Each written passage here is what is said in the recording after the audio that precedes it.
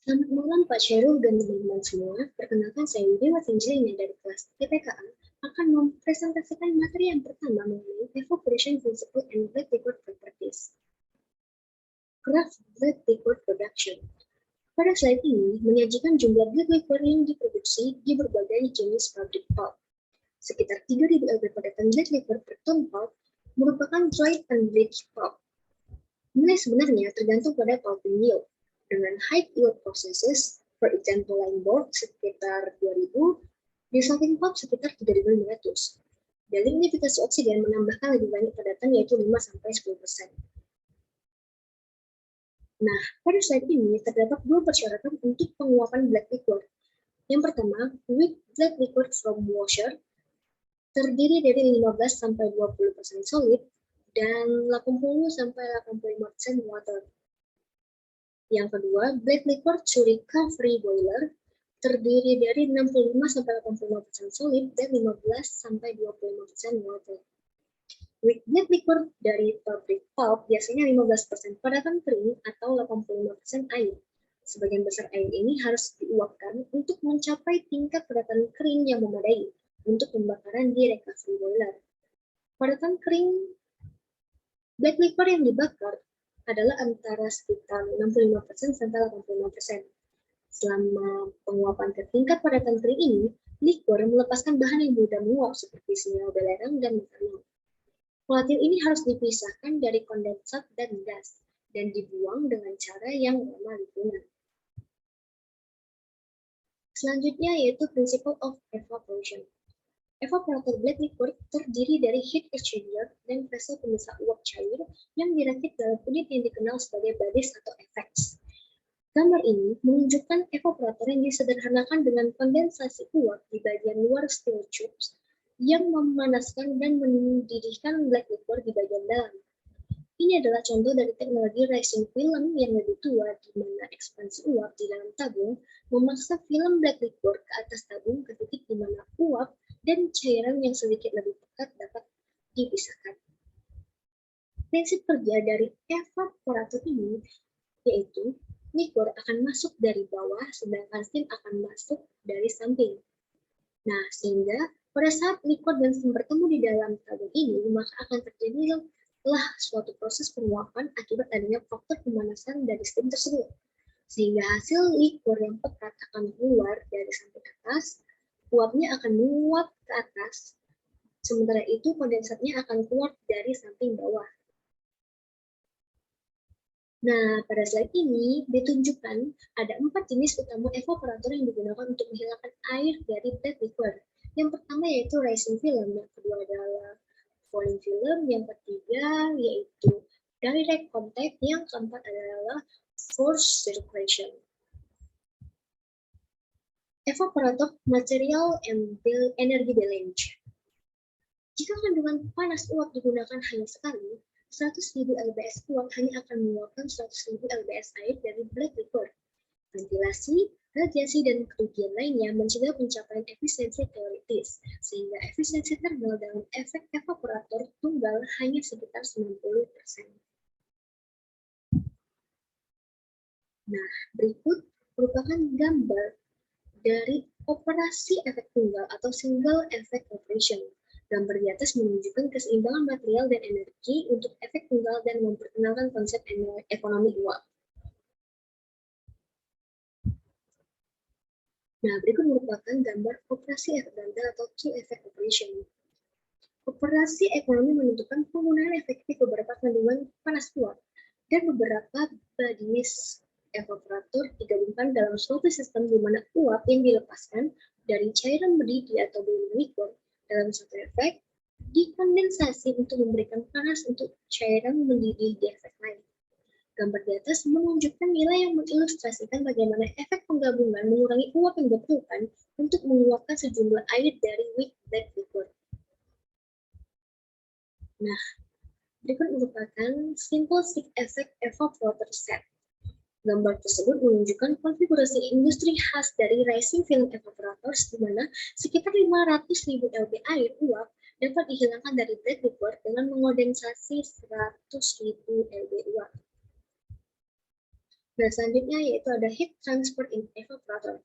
Aliran panas tergantung pada koefisien perpindahan panas keseluruhan atau U, luas pembukaan perpindahan panas atau A, dan perbedaan suhu antara uap dan cairan atau delta T. Sehingga rumus evaporation rate yaitu Q sama dengan U kali A kali delta T. Selanjutnya yaitu black liquor properties. Sebagai dasar desain peralatan evaporasi, perubahan kimia siklus black liquor dapat mempengaruhi kinerja evaporator jika properties menyimpang dari nilai desain seperti viskositas, kenaikan titik didih, konsentrasi spesies scaling. Nah, selanjutnya yaitu black liquor composition. Pada slide ini menunjukkan bahwa black liquor biasanya sekitar sepertiga anorganik dan 2/3 bahan organik. Saat cairan kering padatan meningkat selama penguapan, beberapa spesies anorganik melebihi batas kelarutannya dan dapat mengendap sebagai kerak atau spill pada permukaan perpindahan panas evaporator. Kandungan padatan produk rising film evaporator sering dipantau dengan mengukur berat jenisnya. Nah, pada saat ini memberikan 3 sifat termal yang diperlukan untuk menyelesaikan perhitungan keseimbangan energi di sekitar evaporator black liquor. Ketiga sifat termal tersebut yaitu thermal conductivity, specific heat, dan heat of vaporization. Pada slide ini menunjukkan tabel viskositas black liquor untuk kondisi-kondisi yang umum terjadi pada satu set evaporator. Serta diberikan juga 2 viskositas referensi untuk air dan oli motor. Berikut ini merupakan grafik hubungan antara black liquor viscosity versus solid. Slide ini mengilustrasikan bagaimana viskositas black liquor bergantung pada kandungan padatan kering dan suhu untuk black liquor khas. Di antara 60% padatan, viskositas merupakan fungsi yang sangat kuat dari kandungan padatan. Kisaran viskositas black liquor untuk cairan pekat khas ditunjukkan pada plot. Meskipun beberapa nilai viskositas yang cukup tinggi dapat dicapai dalam high solid concentrators dan aspired liquor, viskositas black liquor di bawah 50% padatan relatif rendah. Nah, apa saja sih yang menentukan viskositas black liquor? Yang menentukan viskositas black liquor itu ada 4. Yang pertama yaitu kandungan total padatan dan suhu. Yang kedua jenis kayu dan cooking condition-nya. Yang ketiga sisa alkali atau pH. Yang keempat yaitu correlation axis. Tetapi viskositas black liquor sebenarnya berbeda, lebih kurang 400%.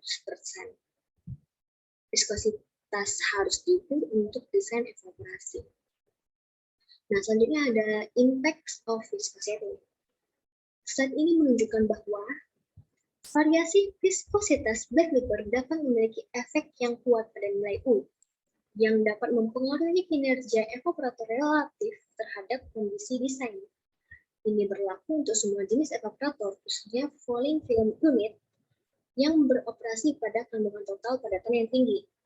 Selain itu, kapasitas evaporator dapat terpengaruh perubahan viskositas, misalnya spesies kayu. Nah, selanjutnya yaitu sifat black liquor lain yang sangat mempengaruhi operasi evaporator yaitu boiling point rise atau kenaikan titik didih atau yang disingkatnya yaitu BPR. Black liquor mendidih pada suhu di atas titik didih air. Kenaikan titik didih meningkat dengan padatan. Seperti pada gambar di samping, mengenai hubungan BPR versus solid, dikatakan bahwa BPR naik dengan cepat dengan peningkatan padatan kering black liquor. Nah, BPR tergantung pada kandungan anorganik dari liquor. Maksudnya, untuk black liquor, kandungan anorganiklah yang paling mempengaruhi BPR. Nah, pada slide ini terdapat tabel tentang BPR pada setiap efek. Kenaikan titik didih sangat penting dalam penguapan black liquor karena mengurangi perbedaan suhu yang tersedia untuk perpindahan panas. Nah, gambar ini mentabulasikan kandungan padatan kering dan nilai BPR di setiap efek dari evaporator efek ganda. dalam BPR di setiap efek adalah secara kumulatif mengurangi T keseluruhan untuk set evaporatornya. Dan itu merupakan dampak dari BPR di setiap efek.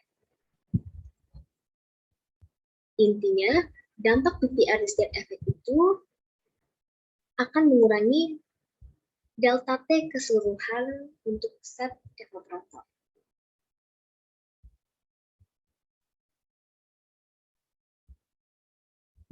Selanjutnya ada impact of BPR.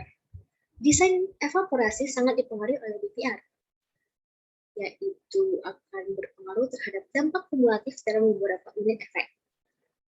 Selanjutnya, kapasitas evaporator dapat dipengaruhi oleh perubahan BPR, misalnya daya alkali atau kayu. Nah, muatan alkali yang lebih tinggi dapat menghasilkan kandungan anorganik yang lebih tinggi dan BPR yang lebih tinggi pula. Nah, perubahan viskositas black liquor dan kenaikan titik didih bukanlah satu-satunya sifat black liquor yang mempengaruhi kinerja evaporator. Black liquor mengandung sebagian besar natrium dan sejumlah kecil kalsium, aluminium, silikon, karbonat, dan sulfat. Masing-masing dapat berkontribusi pada endapan skilled materials pada permukaan perpindahan panas evaporator. Nah, gambar berikut menunjukkan komposisi unsur khas untuk keras black liquor. Nah, pada slide ini memperkenalkan timbunan kerak atau skilled dalam evaporator black liquor. Bahan anorganik sering menjadi penyebab pembentukan kerak. Tapi, fraksi organik black liquor juga dapat berkontribusi pada tingkat pengotoran unit ini. Komposisi black liquor berubah setiap kali makeup chemicals ditambahkan ke dalamnya. Ini akan mempengaruhi komposisi anorganik dan potensi scaling. Nah, sedikit ringkasan dari materi yang telah saya sampaikan sebelumnya, yaitu weak black liquor adalah 15% padatan cream. Aspire black liquor harus 65% sampai 85% solid. Nah, variasi sifat black liquor relatif terhadap nilai desain mempengaruhi kinerja evaporator. Viskositas yang lebih tinggi mengurangi nilai U pada padatan titik, kenaikan titik didih yang lebih tinggi mengurangi perbedaan T yang tersedia. Perubahan komponen liquor dapat mengotori permukaan pemanas.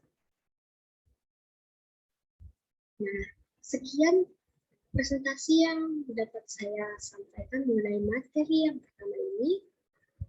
Semoga bermanfaat dan terima kasih atas perhatiannya.